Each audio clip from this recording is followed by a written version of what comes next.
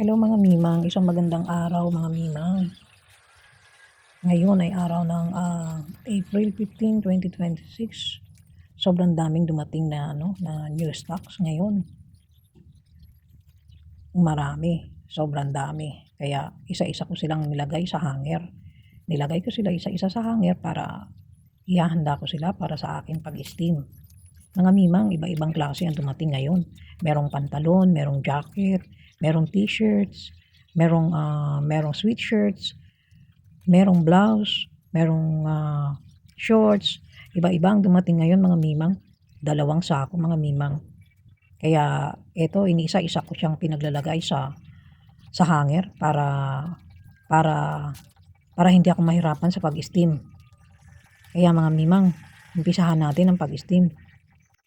Bago nga pala ang lahat mga mimang, ako'y magkukwento muna sa inyo kung ano ang ating sitwasyon dito sa ating UAE.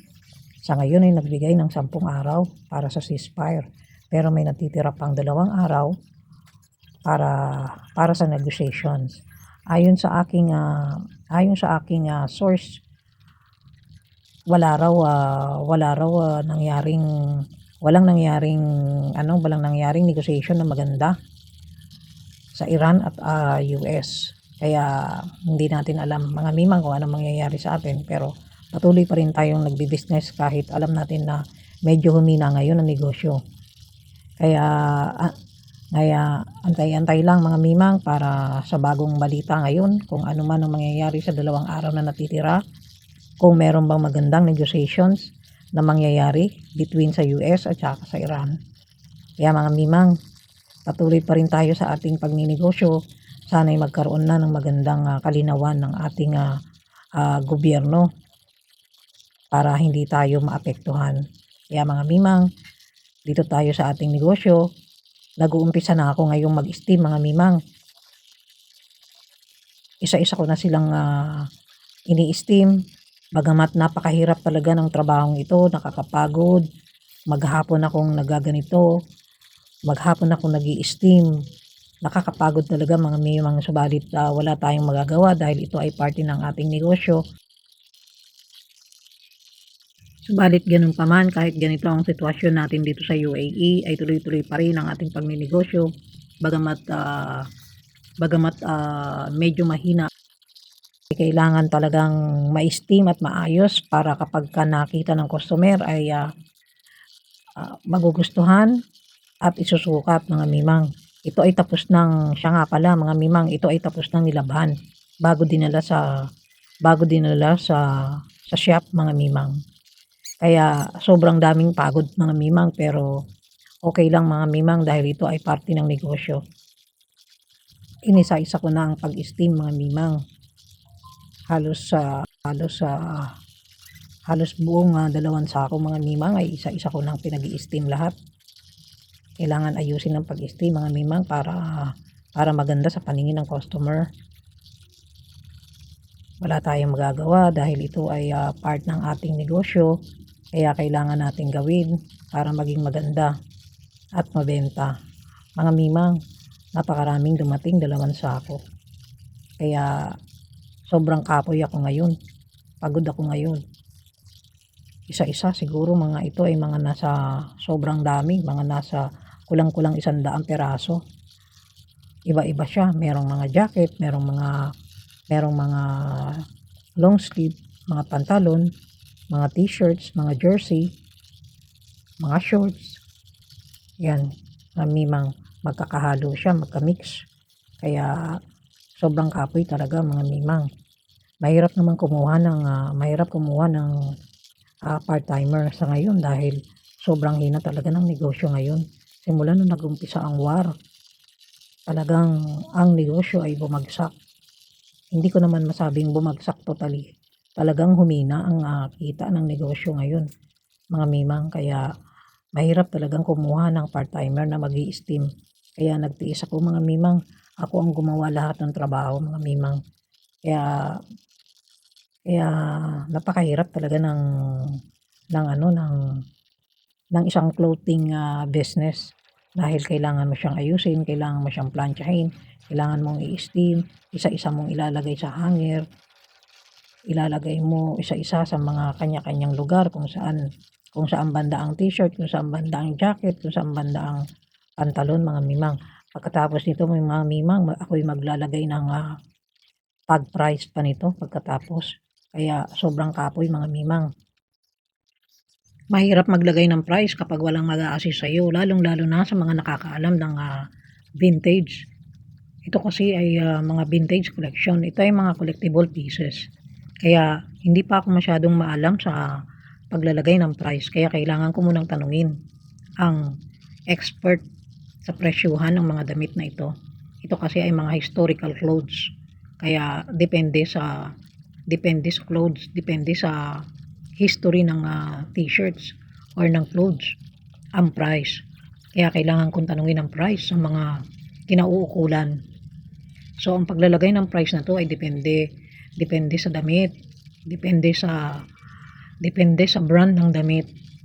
Kasi bumabase tayo sa historical items, halimbawa kung ano ang damit 1990s, 1960s, 1970s, 1980s, 1990s, 2000s. Depende yan. Depende sa brand. Depende rin sa year. Ayon sa aking nalalaman, kung ano daw ang pinaka old na clothes, yun daw ang pinakamataas na presyo. Kaya noong una mga kabayan, hindi ko alam ito talaga.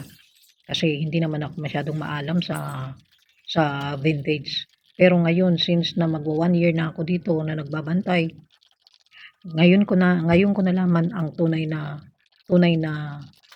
na negosyo sa larangan ng vintage. Ito pala ay historical items. Lahat ng mga collectible pieces nandito ay historical items pala ito. May kanya-kanyang kaakibat ng presyuhan. Kaya hindi ako pwedeng magdunong-dunungan nang hindi ko alam talaga ang tunay na presyo.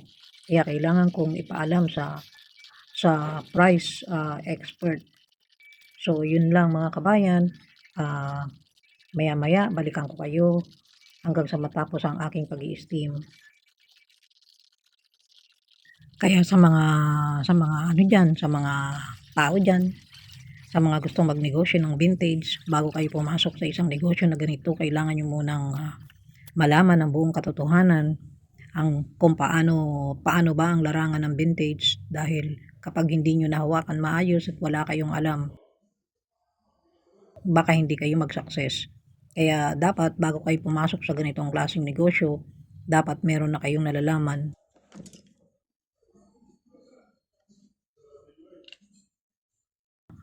sa mga historical items at sa mga pricing. Dahil hindi basta-basta ang mag-pricing at hindi basta-basta kumolekta ng mga items na hindi mo alam kung ito ay mapipleeping mo o mabibenta mo ng malaki. So dapat kapag kayo ay pumasok sa ganitong klaseng negosyo, dapat may nalalaman na kayo. Mahirap pumasok sa negosyong ganito nang hindi mo nalalaman, dahil ang puhunan dito ay malaki. Nakasalalay dito ang malaking puhunan. Hindi basta-basta ang puhunan ng mga vintage clothing business. Kaya ito ay payo ko lang sa mga ating mga kababayan dyan na gustong pumasok sa larangan ng vintage business, ay kailangan nyo munang malaman kung paano patakbuhin ang isang negosyo. Dahil kung hindi nyo alam ang pagpapatakbo ng isang vintage business, matutulog ang pera ninyo. Kaya ito lang ang may papayo ko sa inyo, mga kababayan ko, lalong-lalo na dito sa UAE, na gustong sumubok sa negosyong ganito, ay kailangan nyo munang malaman at matuto sa larangan ng negosyo. Kapag kayo ay magninegosyo ng isang physical shop, kailangan ang inyong paninda ay valuable.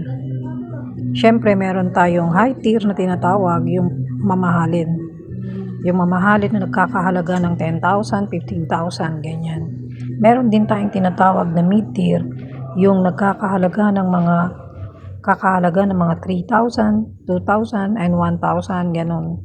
At ang mga low tier ay mga nagkakahalaga ng mga halimbawa mga 300, 200, ganyan, 100. So sa isang physical shop, kailangan kasi balance ang iyong paninda. Kailangan balance ang iyong paninda at kailangan din mixed brand ang iyong paninda. Syempre meron ding mga graphic t-shirts and also mga branded clothes dahil hindi naman lahat gusto ng graphic t-shirts. Depende yan sa customer kung ano ang hinahanap nila. Minsan ang hinahanap ng customer is mga branded, katulad ng Nike, ganun, tulad ng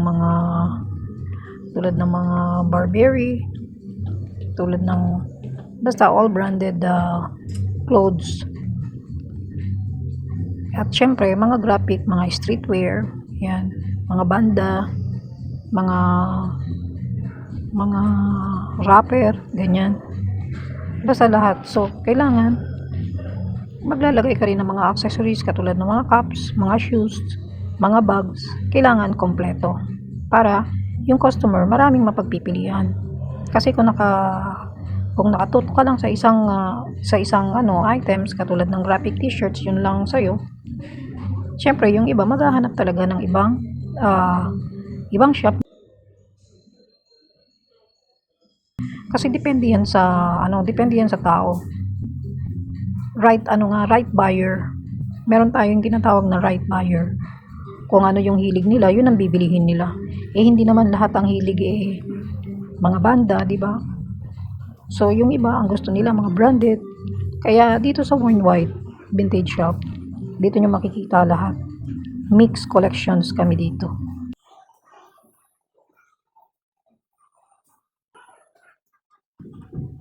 Kaya ito lang ang maipapaliwanag ko sa mga gustong mag-put ng business na katulad ng vintage shop. Kailangan balance lahat ng paninda ninyo. Hindi lang kayo nakatutok sa isa lang. So, kailangan nyo rin maglagay ng mga accessories. Syempre, lahat yan kailangan mix talaga yan. Para ang customer hindi naaalis sa'yo. Tsaka isa pa, syempre, kailangan din sustainability yung ibinibigay na price. So, kailangan kung magkano ang kanilang budget, syempre, tutugunan mo yung budget nila. Pero syempre, titingnan mo rin kung ang binibili naman nila is valuable, hindi mo pwedeng ibigay sa kanilang presyo. Syempre, natural, magbibigay ka ng tamang price. Magbibigay ka ng tamang price para doon sa binibili nilang items. So, ang unang-una dyan, syempre, kailangan magbigay ka ng discount. At saka kailangan magbigay ka ng mga promotions, mga big offer, lalo na pag may mga okasyon na dumarating. Yan ang mga inaabatan ng mga customer. Yung may mga big offer, ganyan. Kaya sa mga gustong magnegosyo, kailangan ninyo magkaroon ng marketing strategy. Tsaka isa pa, nowadays, syempre, nakatutok tayo sa mga social media. So, kailangan nating magkaroon ng social media marketing. Hindi lang tayo po pwede dumepende sa walk-in.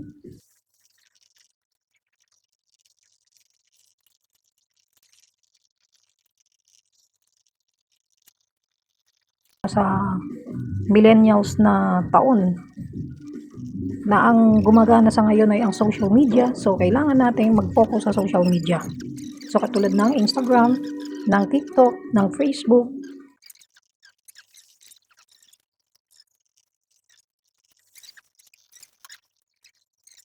Marami pang iba na pwedeng pagkakitaan. Katulad ng mga websites, pwede tayong sumali sa mga websites, ganoon. Kaya, so far so good, yun ang talagang kailangan natin.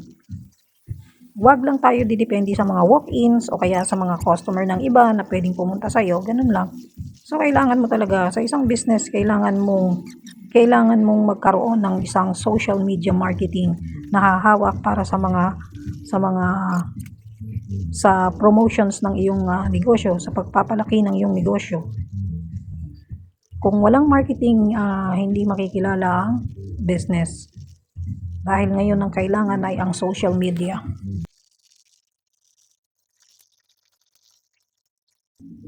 So, para sa akin, ang kailangan natin ngayon ay ang social media. Kung wala ang social media, patay ang negosyo. Kaya sa mga kababayan natin dito sa UAE na nangangarap na magkaroon ng negosyo na vintage clothing, kinakailangan ninyong maghanap ng isang pinakamagaling na social media marketing na magpapalakas ng inyong negosyo. Siyempre, kailangan nyo sumugal dahil kailangan mo magbayad ng marketing para sa marketing strategy ng iyong negosyo. Siyempre, kapag ikaw ay nag-uumpisa ng isang negosyo, magmula umpisa sa unang buwan at hanggang 6 months, doon nyo mararamdaman na talagang wala pa talagang lakas ang negosyo ninyo. Dahil sa nag-uumpisa pa lang, nag-i-start pa lang ang negosyo, kaya wag muna kayong mag-expect na malaki yung kikitain ninyo kaagad. Hindi ganun. So, kailangan, pag-start ng negosyo, kailangan meron na kayo kaagad marketing, social media marketing na tutulong para mag-boost ng inyong business. Yun lang po masasabi ko sa inyo, mga mimang. Hanggang dito na lang, mga mimang. Hanggang sa muli, para makakuha kayo sa akin ng mga konting aral tungkol sa business. Ito lang ang masasabi ko sa inyo kung kayo ay may nagbabalak magbukas ng isang negosyo na katulad ng ganito na vintage, ay kailangan nyo makinig sa aking mga sinasabi. Hanggang sa muli. Bye, mga mimang!